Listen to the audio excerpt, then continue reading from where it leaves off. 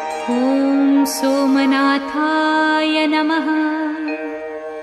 ॐ मल्लिकार्जुनाय नमः। ॐ महाकालेश्वराय नमः। ॐ ओंकारेश्वराय नमः।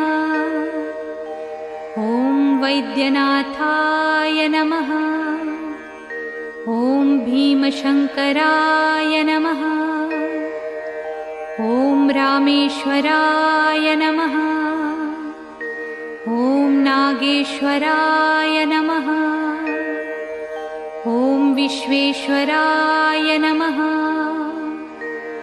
ॐ त्र्यंबकेश्वराय नमः। ॐ केदारेश्वराय नमः। ॐ भुस्मेश्वराय नमः।